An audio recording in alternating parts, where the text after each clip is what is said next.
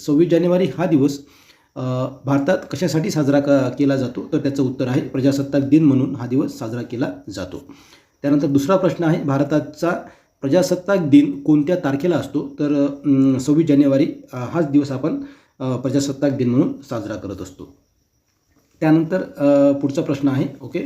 त्यानंतर पुढचा प्रश्न आहे, संविधान तयार करणाऱ्या सभेला काय म्हणतात? तर त्याला संविधान सभा असे म्हणतात.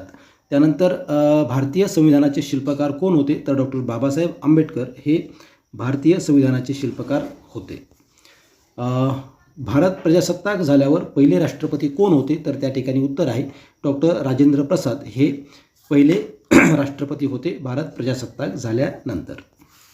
त्यानंतर प्रजासत्ताक दिनाचा मुख्य कार्यक्रम कुठे होतो? तर या ठिकाणी जे काही ऑप्शन असतात तर मग ते मुंबई असेल किंवा मग दिल्ली असेल, तर मुख्य कार्यक्रम यांनी विचारलेला आहे, त्यामुळे याचं जे उत्तर आहे उत्तर आहे नवी दिल्ली. या ठिकाणी प्रजासत्ताक दिनाचा मुख्य कार्यक्रम आयोजित केला जात असतो. 26 जानेवारीला कोणते संचलन होत असते, म्हणजे कोणती परेड त्या ठिकाणी होत असते? तर राजपथ कर्तव्यपथवरील संचलन याचं उत्तर, या प्रश्नाचं उत्तर आहे.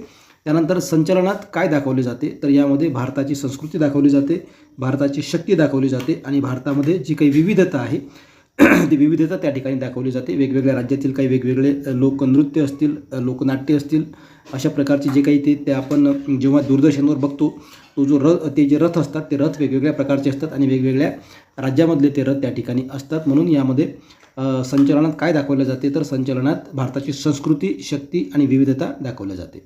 26 जानेवारीला ध्वज फडकावतो कोणाच्या हस्ते या ठिकाणी 26 जानेवारीला ध्वज फडकावला जातो? त्याचं उत्तर आहे भारताचे राष्ट्रपती.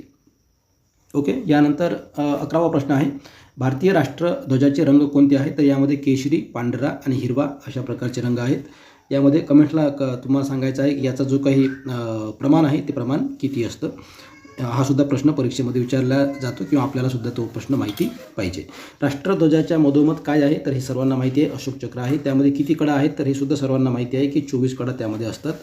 तो कुठून घेतलेला आहे हे आपल्याला माहिती पाहिजे, त्यामुळे तो सुद्धा एक प्रश्न असतो.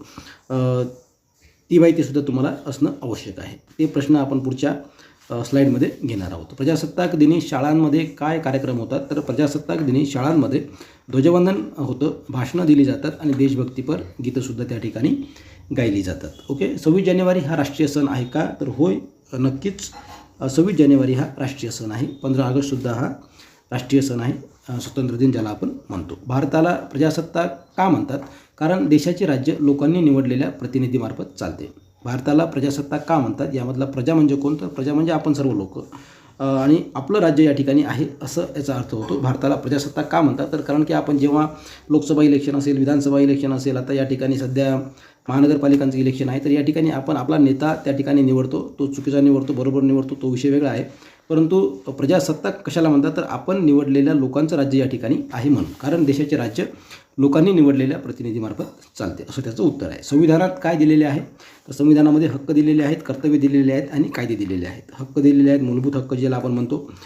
त्यानंतर मूलभूत कर्तव्य आपली काय आहेत, आपलं नागरिकांचं कर्तव्य काय आहेत, हे सुद्धा राज्यघटनेमध्ये दिलेले आहेत. भाग 3 मध्ये आहेत ते मूलभूत हक्क वगैरे. मूलभूत हक्क असतील, मार्गदर्शक तत्त्व असतील, मूलभूत कर्तव्य, मार्गदर्शक तत्त्व, अशा प्रकारचे ते सर्व जे हक्क आहेत ते हक्क त्या ठिकाणी दिलेले आहेत. कायदे दिलेले आहेत, त्यामध्ये कलमा दिलेले आहेत, त्या कोणत्या कलमानुसार काय आहे, अशा प्रकारचे जे काही सर्व तो अभ्यासाचा भाग आहे तो सुद्धा महत्त्वाचा आहे. संविधानात काय दिलेले आहे? तर संविधानात हक्क, कर्तव्य आणि कायदे दिलेले आहेत. संविधान दिवस कधी साजरा केला जातो? तर संविधान दिवस हा 26 नोव्हेंबरला या ठिकाणी साजरा केला जातो. प्रजासत्ताक दिनी कोणते सन्मान दिले जातात? हा महत्त्वाचा प्रश्न आहे. प्रजासत्ताक दिनी कोणते सन्मान दिले जातात? तर प्रजासत्ताक दिनी पद्म पुरस्कार आणि शौर्य पुरस्कार दिले जातात. 26 जानेवारीचा भारतासाठी महत्त्व काय आहे? तर भारत स्वतंत्र, सार्वभौम आणि प्रजासत्ताक देश झाल्याचा दिवस आहे. सार्वभौम आणि प्रजासत्ताक देश झाल्याचा हा दिवस आहे. भारत स्वतंत्रचा हा विषय वेगळा आहे, परंतु यामध्ये त्यांनी दिलेला आहे की भारत स्वतंत्र, सार्वभौम आणि प्रजासत्ताक देश झाल्याचा या ठिकाणी दिवस आहे. महत्त्वाचं यामध्ये प्रजासत्ताक दिवस झालेला आहे, ही गोष्ट तुम्हाला लक्षात ठेवायची आहे. अशा प्रकारचे हे प्रश्न आहेत. पुढच्या स्लाईडमध्ये आपण पुढचे प्रश्न बघणार आहोत. ते सुद्धा खूप इंटरेस्टिंग प्रश्न असणार आहेत. अशा प्रकारचे व्हिडिओ आपण अपलोड करत राहू, जेणेकरून 26 जानेवारीला जे काही विद्यार्थी आहेत त्या विद्यार्थ्यांचे काही स्क्रिप्ट असतात, काही भाषणं असतात, त्यांना ही सुद्धा माहिती असणं आवश्यक आहे. धन्यवाद. थँक्यू.